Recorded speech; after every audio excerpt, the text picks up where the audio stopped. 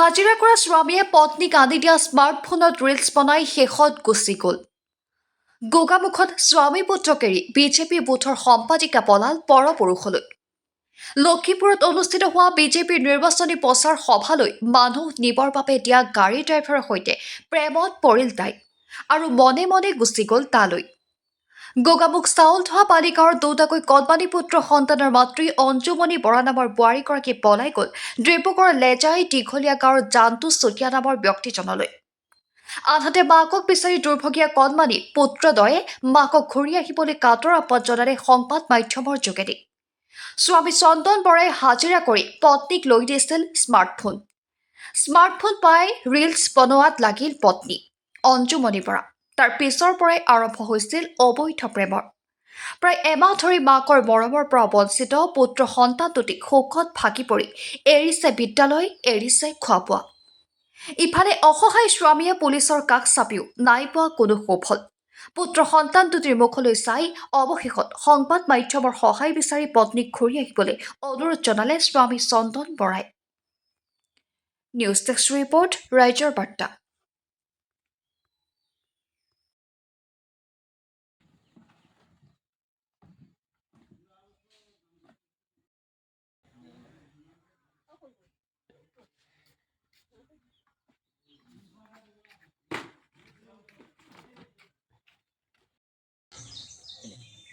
মা বহুত দিনৰ পৰা নাই ক'বলৈ গ'লগে জানটো চুতীয়ালৈ গুচি গ'ল। আমাৰ এৰি থৈ পেলাই আমাৰ মাৰে বহুত মন কৰিছে। আমি ভাতো নাখাওঁ, স্কুলো নাযাওঁ। তাৰপিছত আমি দিনটো কান্দি থাকোঁ। মালে পাপা মা যাওঁ বুলি কয়তো ঘৰতে। তাৰপিছত কিবা এদিনো ভাত নাখোৱা, স্কুলো নাযোৱা, অকল কান্দি থাকোঁ। বিচনাত পৰি মাক লাগে নেকি?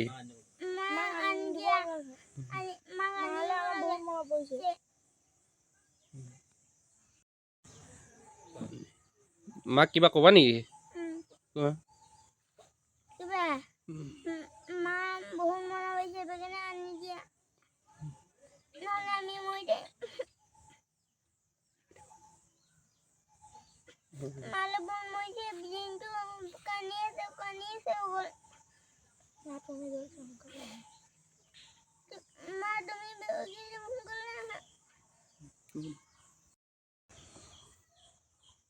এইবাৰ 9 এপ্ৰিলত লখিমপুৰ অমিত শ্বাহ মিটিং হওঁতে মোৰ মানুহজনী অঞ্জুমণি বৰা আমাৰ বিজেপি গোটৰ তাৰমানে ছেক্ৰেটাৰী আছিলে। বিজেপি ছেক্ৰেটাৰী বেছিদিন আমাক লখিমপুৰলৈ মিটিঙলৈ যাওঁতে দায়িত্বভাৰ মোৰ মানুহজনী দিছে যে গাঁৱৰ ট্ৰেভেলাৰ গাড়ী দিছিলে, আল্ট্ৰা বাছ দিছিলে।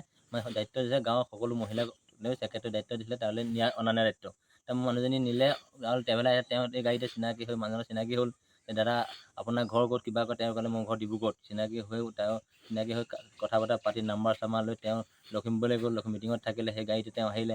আহি 2-3 দিনৰ চেনেল লাগি 2 দিন কথা বতৰা পাতি কি হ'ল গম নাজানো। কি ক'লে তেওঁ আমি যাদু কৰিলে কিবা কৰিলে নাজানো। দুটা ল'ৰা ছোৱালী এৰি থৈ তেওঁ 3-4 দিনৰ ভিতৰত তেওঁ নাইকিয়া হৈ গ'ল। কাজিয়া পাছত তেওঁ লোকৰ আজি 14 বছৰ বিয়া সংসাৰ কৰা হ'ল। তেওঁলোকৰ কাজিয়া পাছলৈ কোনো কথা নাই।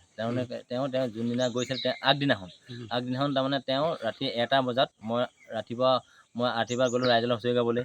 পাছবেলা গ'লোঁ ডেকালৰ পাৰ্টিৰ লগত, ৰাতি গ'লোঁ মন্দিৰৰ পাৰ্টিৰ লগত হুঁচৰি মেলি গাওঁতে ৰাতি 11টা বজাত মই ঘৰলৈ আহিলোঁ। ঘৰলৈ অহাৰ পিছত তেওঁ ভাত পানী খাই তেওঁ শুলে, ময়ো শুলোঁ। ডাঙৰ ল'ৰাটোৱে তেওঁ শুলে, সৰু ল'ৰাটোৱে মই শুলোঁ। খোৱা অৱস্থাত তেওঁ তাৰমানে ৰাতি 1টা বজাত তেওঁ বেলেগ মানুহ এজনৰ লগত টেংকেটৰ তলত কথা পাতি আছিলে মোবাইলত। তাত মই অকস্মাতে সাৰ পাই দেখোঁ যে ভনভনাই কথা পাতি আছে।